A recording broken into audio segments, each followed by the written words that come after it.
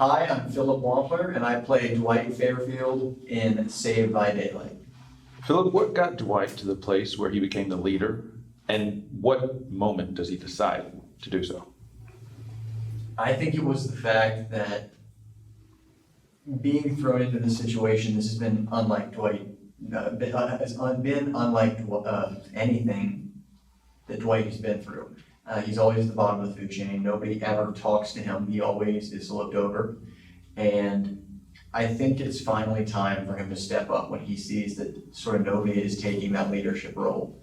And I think it really hits when Nia lets him out of the handcuffs and he sees the rest of them.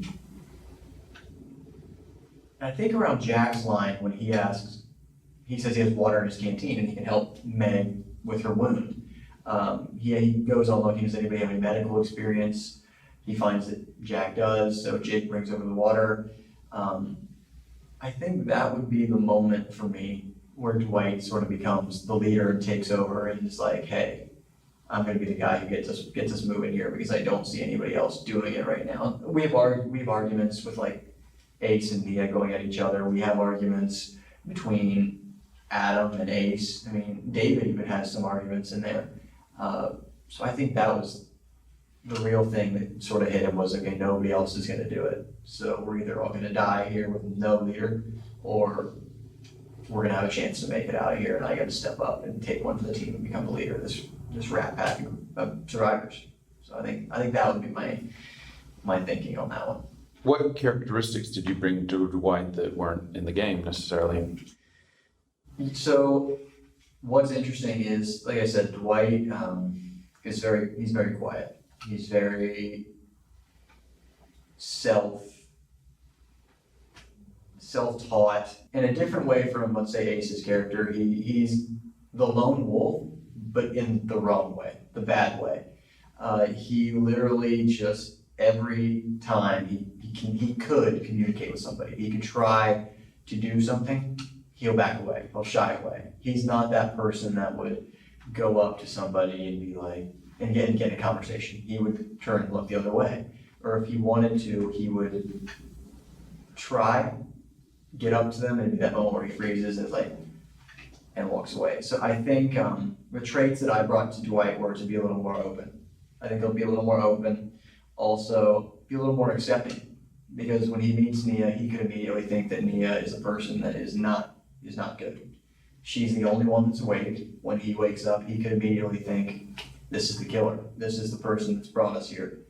But he doesn't. He thinks to himself, I gotta open up a little bit. So I think it was really just being a bit more open and accepting of other people's presence and their different personalities. And you have to live with all sorts of people, different shapes, sizes. And I think that'd be the big one for me, is that he is starting to finally come into his own and be accepting of others and not fear others. He's stepping out of the shadow and into the light for the first time.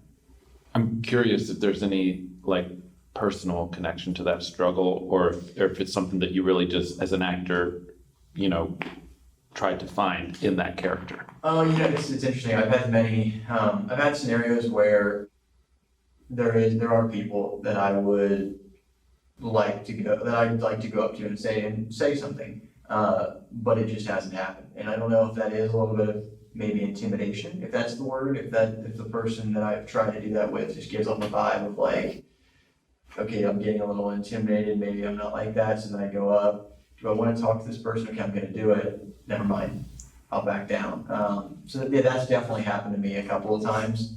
So there's a little bit of a connection with that aspect, but that's probably it though.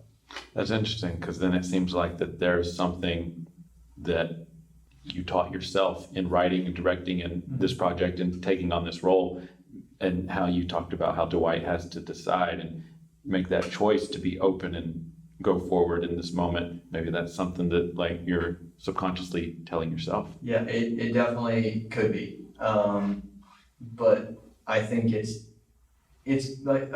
really good to get to try new things with different characters. I've played characters where it is something so far out of my comfort zone where it's like, whoa, what just happened here? And that's how I felt a little bit with Dwight, and being honest. When I first started playing the game, I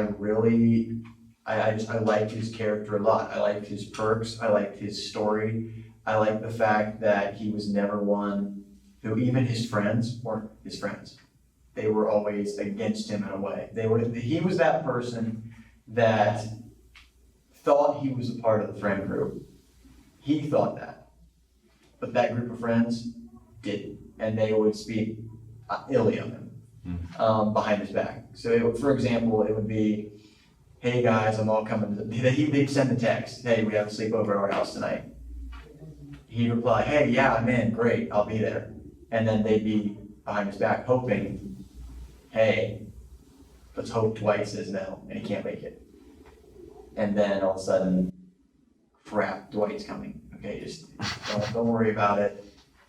That's how I pictured Dwight's group. And that's what happens when in the scene that we filmed for his backstory.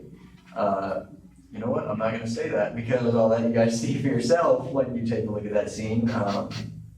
But that'd be my answer to that question. Who does Dwight connect most with in the film? There's a lot of ways this question could go. I think immediately it's a connection with Nia because she's the one who ends up letting him out. I think even though they've never talked before, Dwight and Meg going to the same school, and they both very briefly know each other. They've brushed shoulders in the school hallway, but they've never once communicated with each other. And that goes back to the thing of me saying where Dwight, no way he would ever do that because she's so high on the food chain.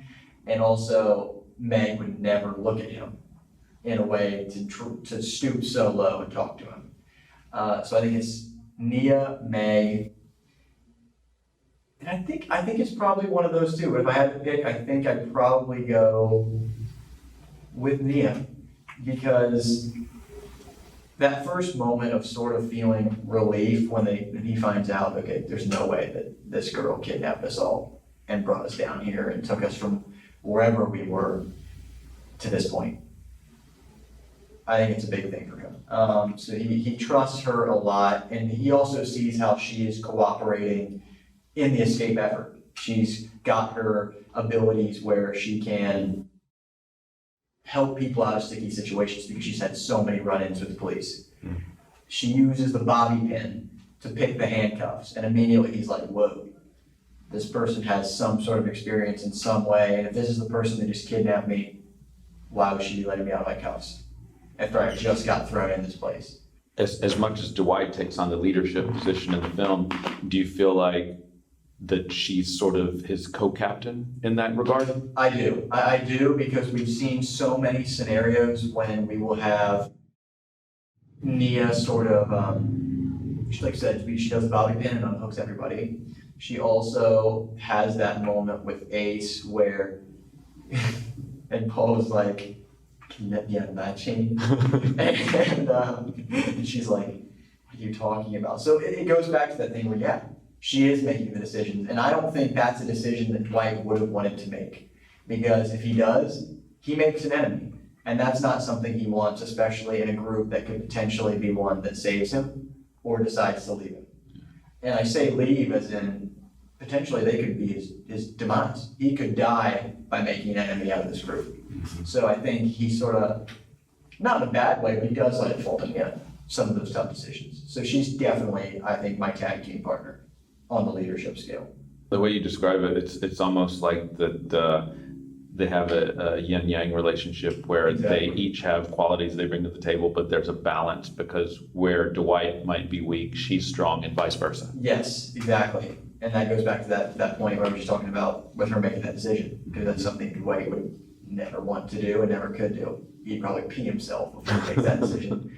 So that would be that.